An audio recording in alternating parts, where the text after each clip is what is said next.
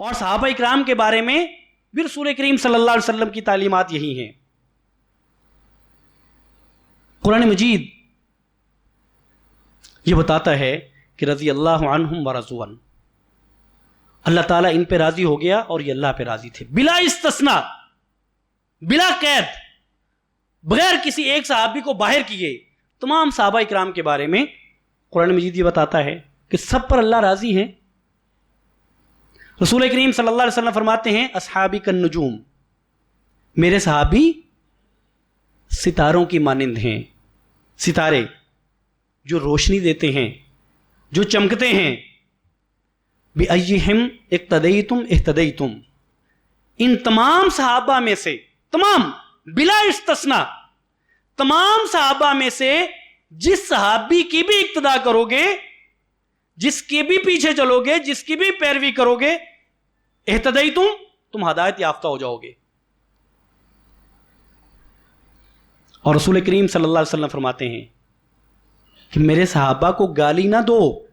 مسلمانوں، مومنوں، میرے صحابہ کو گالی نہ دو.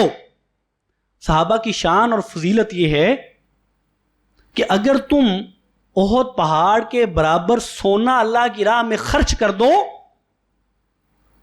احد پہاڑ کے برابر جو کم و بیش 7 سے 8 کلومیٹر طویل ہے، اس کے برابر سونا اگر تم اللہ کی راہ میں خرچ کر دو اور میرا صحابی ایک مد یا اس سے آدھا اللہ کی راہ میں خرچ کرے تو تم اس کو بھی نہیں پہنچ سکتے.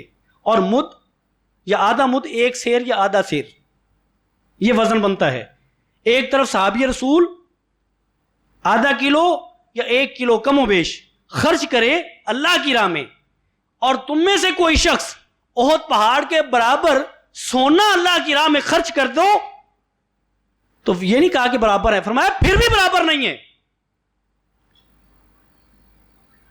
سیدنا حسن رضی اللہ تعالیٰ عنہ، حسین رضی اللہ تعالیٰ عنہ، اہل بیت اطہار اور تمام صحابہ اکرام، ایک مومن کا رویہ کیا ہے کہ وہ کسی کے بارے میں زبان دراز نہیں کرتا.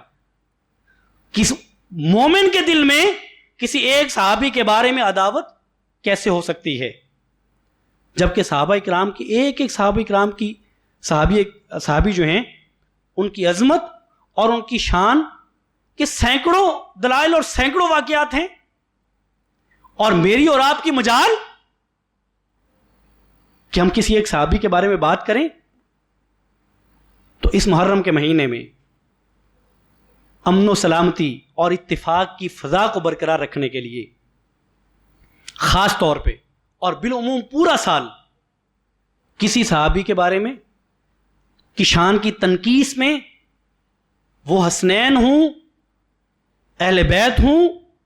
اب دیکھیں حسنین کون تھے؟ صحابہ تھے نا. اہل بیت کون ہیں؟ صحابہ اکرام ہیں. اور بقیہ جتنے آپ صلی اللہ علیہ وسلم کے ساتھی تھے صحابہ اکرام ہیں. تو کوئی شخص اگر یہ کہے کہ نہیں اہل بیت کے ساتھ تو محبت ہونی چاہیے، لیکن صحابہ میں سے یہ صحابی نہیں، ان کی تو میں عزت نہیں کرتا، تو وہ شخص مومن کیسے ہے؟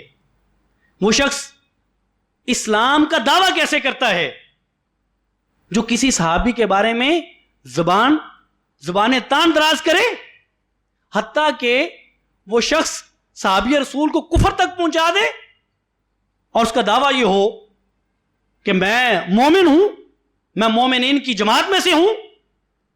یہ اس کا دعویٰ ہو سکتا ہے، اس کے پاس اس کی دلیل نہیں ہے.